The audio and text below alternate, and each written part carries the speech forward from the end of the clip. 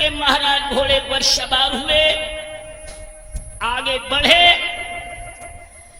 आगे बढ़ते ही बढ़ते देवयानी ने महाराज के घोड़े की लगाम को नहीं जाने दूंगी, नहीं जाने दूंगी। याकी ने घोड़े में शाबुक मारा है, घोड़ा आगे दौड़ा, देवयानी धरती पर गिर गई। जब थोड़ी दूर याकी निकल गए हैं, तब देवयानी पीछे से बोली,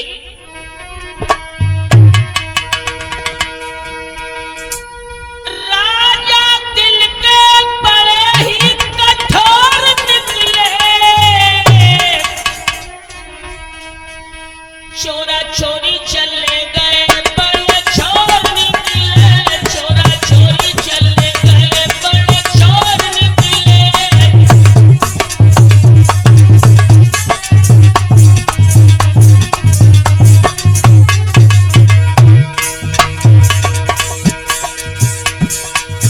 मैंने समझी कि तुम बड़े दाता हो,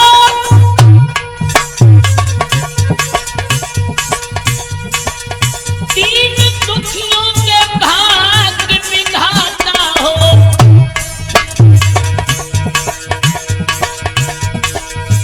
लेकिन तुम तो बड़े ही कमजोर निकले, चोरा चोरी चले गए बड़े चोर निकले, चोरा चोरी चले गए बड़े चोर निकले।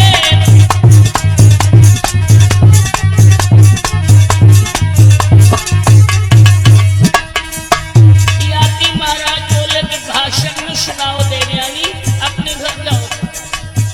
कहने लगी कि महाराज जा तो रहे हो, पर एक बात सुनते जाओ।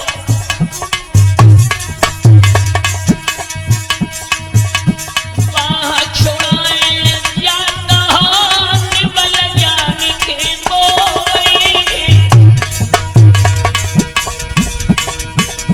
दिल से जब कहीं जाओगे मैं तो कहूंगी कोई।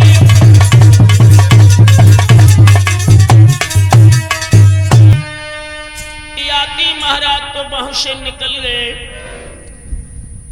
रोती बिलखती देवयानी अपने पिता के घर गई हैं। सारा वृत्तांत उन्होंने शुक्राचार्य को जाकर सुनाया है। शुक्राचार्य ने कहा कि बेटी, अगर हमारे शिष्य की लड़की ने तुम्हारा अपमान किया है तो अब बृहस्पति के राज्य में रहना हमें मंजूर नहीं है। अपने परिवार को लेकर ब्राह्मण देवता बृहस्पति के राज्य को छोड़कर भक्तों चल दिए। कहाँ जा रहे हैं गुरुदेव? कहाँ गलती हो गई हम लोगों से? हम तुम्हारे राज्य को छोड़ के जा रहे हैं बेटा बृहस्पति। जब बताओ गुरु जी, हम सब लोग बहुत सेवा करते हैं आपकी, तो हमारे राज्य को छोड़ के जा रहे हैं, सेवा? बर्बाद हो जाइए। बिना स्वार्थ के तो संसार में कोई किसी की सेवा नहीं करता है बेटा। सत्य है गुरु, ये तो बात सही है। अच्छा एक बात बताओ बृहस्पति, तुम पूछो। हमारे कौन हो? हम आपके शिष्य हैं। शिष्य और गुरु के मध्य में संबंध क्या होता है? शिष्य और गुरु के मध्य में पिता पुत्र जैसे संबंध होते हैं। जानते हो बेटा इस बात में? खूब दो छाक। न एक ही छाक समझो, दो छाक में समझो। अच्छा, अगर तुम इस बात को जानते हो गुरु शिष्य का रिश्ता पिता पुत्र जैसा है, हाँ गुरु जी। तो फिर बेटा तुम इस बात को भी जानते होंगे हाँ, कि जिस शिष्य का गुरु नाराज होकर अपने शिष्य को त्याग देता है, हाँ, हाँ, वो शिष्य समझ ले कि उसके विनाश का दरवाजा खुल गया। सत्य है गुरु जी।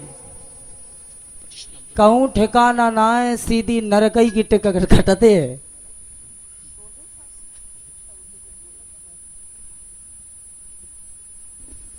इधर हमारे मान्यवर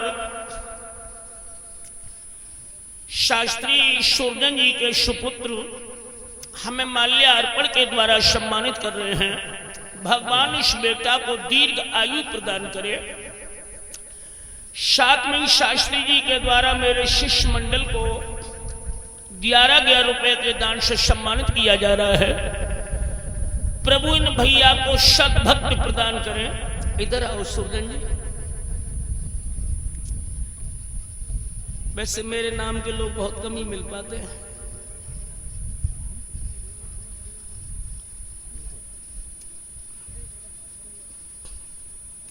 संतों को भी करना है तो वहां बैठे संत जन हमारा थोड़ा ध्यान दें। संत मंडल के जो विद्वान है व्यास गद्दी के सामने आ जाएं।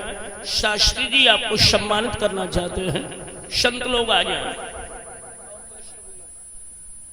बड़े दिनों बाद भेंट हुई है।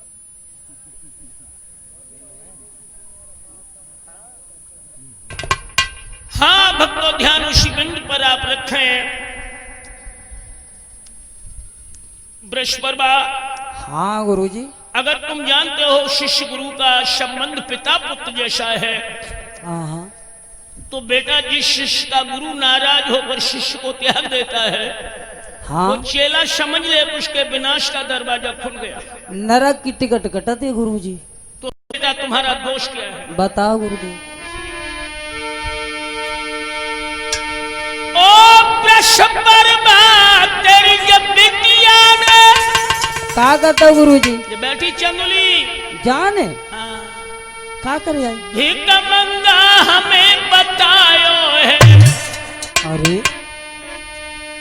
तेरी बेटी ने मेरी बेटी को अंधे का कुआं में गिरायो है।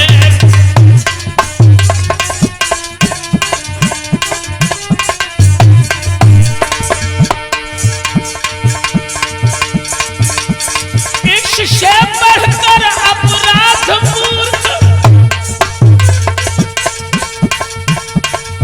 इस मोह से कहना ठीक नहीं।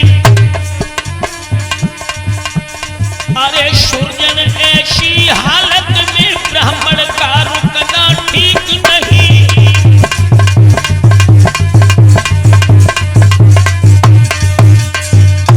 और बेटा अगर तुम हमें रोकना चाहते हो बृहस्पति, हाँ गुरुजी। तो हमारी केवल एक शर्त है। स्वीकार करेंगे शर्त? तो तुम्हारी जो बेटी है शर्मिष्ठा बैठी है, जय, हाँ, हाँ, इसने सत्ता की धमक में डूबकर हाँ, मेरी बेटी जो कुआं में धकेली है, अगर तुम्हारी यही लड़की मेरी बेटी की दासी बने तो हम रुक जाए। तो गुरुजी हम अच्छी तरह से पूछ ले। हाँ बेटा पूछ लो, जाओ पूछो।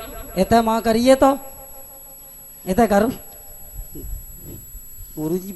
चांद के 12 तो गिरेगा यारे। राम राम गुरुजी, बड़ी सेवा करी हमने। शैम्पू एम्पू सब कुछ। हर पिता अपनी पुत्री को प्यार करता है बेटा। जी बता, तू तो बड़ा गंदी नहीं करी हैं? बता क्या कह रही है? का बिगाड़ो तो हमारे गुरुजी की बिटिया ने का बिगाड़ो? काय गुटा रही आई कुआ में हैं गुरुजी? हाँ। ऐसा ना है बतावेगी जब तैयार ही ना है रही। मारो मत उसे, तो प्यार से पूछो जावेगी कि ना जावेगी? हैं शर्माए रही कछु? तुम्हारी इच्छा क्या है? हमारी इच्छा है कि लली की अम्मा को और पूछ ले। अच्छा बेटा पूछ लो, जाओ पूछो। कलावती ओ देवी, ये तो देखो गुरुजी जेऊ बनना रही है जो का चक्कर होएगा। अच्छा चलो, तुम्हारी इच्छा क्या है बेटा, सो बताओ। हम जाए पूछो मार के भक्त जब भेजूंगी, जबरदस्ती भेज जा। जय कर नहीं, जय नहीं न कटी है ना, कान काट फेंक दी जानते। ध्यान रखिए भाई बहनों, बृहस्पति ने शर्त मंजूर की है। उस शर्त के आधार पर शुक्राचार्य जी बृहस्पति के यहाँ रुक गए और बहनों में शर्मिष्ठाएं सुनी कि हमें ब्राह्मण की बिटिया की बांदी बन के जानो पड़े। अरे दैया, जब बिटी ना पे खाई रोटी न पचे, आधी आधी रात बिस्तर पे उठ के बैठ जाए, सोचने लगे भगवान सलाह होती हंस खेल के जीवन कट जा। तो अब तो जैसे लड़ाई हो गई सोचो तो घूसने के बारे हमारे प्राण निकाल लिए। भगवान तू हमारी मट्टी समेट ले। बड़ी बेचैन है। लेकिन वो राजा की लड़की थी। तो बहनों, गांव के रईसों की लड़कियां उसकी सहेली बन गई हैं। देवयानी गरीब की कन्या थी, 2-4 गरीबनी उसके शादी हो गई। धीरे धीरे भक्तों लौट कर बोई ग्रीष्म राजस्थान में आ गई। एक दिन देवयानी शर्मिष्ठा अलग अलग टोलियों में उसी सरोवर में नहाने के लिए गई। देवयानी पश्चिम में नहाने लगी, शर्मिष्ठा पूरब में स्नान करने लगी। तब तक शर्मिष्ठा की एक सखी बोली कि दीदी, हाँ काम बन जाओ। क्या? देवयानी नहा रही है, एक लड़की को चोर बना लो और 17 लड़कियां बाद छूना भी मत। धीरे धीरे देवयानी की ओर चलो। देवयानी समझिए खेल खेल नहीं, और तुम खेल ही खेल में पूरे जीवन का खेल खेलो। एक लड़की देवयानी को पैर पकड़ गड्ढा में खींच लो, 17 लड़कियां बके ऊपर बैठ जाओ। नेक देर करे पानी बुलुलुलुलुलु हड्डी को सुरमा बनो धरो। जब दुल्हन ही न रहेगी तब बहन की दासी किसकी बनेगी? वही खेल शर्मिष्ठा ने शुरू कर दिया। लेकिन बहन बेटियों, जहां जीवन होता है तो प्रभु किसी न किसी को रक्षक के रूप में भेज ही देता है। अकस्मात राजा याद वहां आए हैं, उन्होंने घोड़े को जल पिलाया। देखा है कि नौजवान बेटियां स्नान कर रही हैं। फिर महाराज ने रुकना उचित नहीं समझा। थोड़ी दूर एक वृक्ष खड़ा था, महाराज उसकी छाया में जाकर विश्राम करने लगे। और देवयानी देखी कि ये तो 22 दिन वाले हैं जिनने हमें कुआं से निकाला था। सो देवयानी ने कपड़े नए बदले, भीगे कपड़ा पहन के भागी। भागा भाग जहां पर महाराज वृक्ष के नीचे लेटे हैं, ये सिरहाने जाकर धरती पर गिर गई। याति के नेत्र खुल रहे हैं। देवी कौन हो तुम? बड़ी तेजी से भाग के आई। क्या नाम बेटा?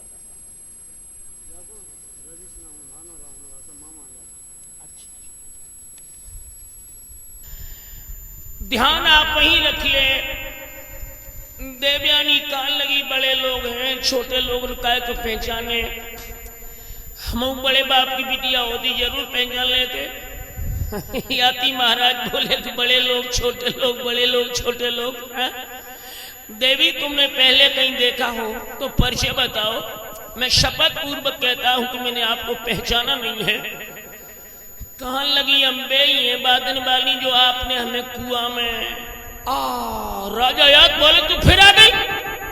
बोली और कहां जाए? जवाब दिया कि जहन्नम में चली जाओ। उस दिन भी हमने कहा था शादी नहीं करेंगे, फिर भी आप हमारे पीछे पड़िए। कहने लगी महाराज ब्याह न करिए। पिताजी ये कह रहे थे वो महाराज कैसे हैं, चल के आप हमारे पिता से 2 मिनट बात कर लेना, सो लौटे। इतनी कहकर देवयानी ने घोड़ा की लगाम पकड़ी, बाबुल के घर को ले चली। याति बोल गया लड़की ये घोड़ा कहां ले जा रही है? कान लगी चले यार, बड़े घोड़ा वाले बनिए, नेक देर में कछु नहीं बनो बिगड़ो जात। याति चाहते तो घोड़ा छीन लेते। हाँ, पेट में लड़ुआ फूट रहे थे, कितने खन ब्याह हो। मन ऊपर बात हो रही थी। शुक्राचार्य के द्वार पर देवयानी गई हैं। बिटिया ये घोड़ा कौन का ले आई? कहने लगी कि उन्हीं महाराज का है जिन्होंने उस दिन हमें कुएं से निकाला था। अच्छा तो वे कहां? जवाब दिया वो पीछे आ रहे हैं। शुक्राचार्य बोले तो खड़े खड़े मुंह क्या देख रही हो? घर में जाओ, जेठ का महीना, महाराज को प्यास लगी होगी, पानी लेके आओ। देवयानी झपटी घर में गई। चुनैया समाती जाती, लोटा मांस सिंह जाती, घमंडक में छिटकी जाती। अब तो बिना ब्याह बहन बच्चे को, बिना ब्याह बहनी बच्चे। इधर महाराज याद आ गए हैं। आइए राजन स्थान ग्रहण करो। उधर देवयानी घर से जल लेकर के निकली। जल देते समय देवयानी याति एक दूसरे को देखकर मुस्कुरा गए। शुक्राचार्य समझ गए कि इन्हें एक दूसरे से प्रेम हो गया। कहा कि बेटी घर में जा, महाराज के लिए भोजन का प्रबंध कर। जब देवयानी घर में चली गई तब शुक्राचार्य जी ने याति से प्रश्न किया है, महाराज आपको हमारी बेटी का स्वभाव कैसा लगा? कान लगे ठीक है पर हटीली ज्यादा है, बातों को मनवाई की छोड़ती हैं। बेश तो ठीक है, नहीं हटीली है। शुक्राचार्य समझ गए कि महाराज को भी हमारी बेटी से स्नेह हो गया। घर में गए हैं। देवयानी, हाँ पिताजी, तुम्हें महाराज का स्वभाव कैसा लगा? कान लगे कि स्वभाव ठीक है, बात को मानते हैं, देर में मानते लेते देर मानते। शुक्राचार्य समझ गए कि आग दोनों के दिलों में बराबर लगी हुई है। दरवाजे पर आकर ब्राह्मण देवता ने शादी का प्रस्ताव रख दिया। याति ने कहा कि अगर आपकी हार्दिक इच्छा है तो अब शादी आप कर दो। जवाब दिया तो ऐसे नहीं, प्रयाग जाओ, बारात लेकर आओ। महाराज लौट करके प्रयाग में आए हैं। लग्न की का शादी प्रयाग भेजा गया। निश्चित समय पर महाराज बारात लेकर राजस्थान गए हैं। शाम को द्वाराचार हुआ। सुबह होते ही देवयानी दुल्हन बनी ही याति महाराज दुल्हा बने हैं। जब भावनें पड़ने लगी तो सहेलियां शादी पर गीत गाने लगी।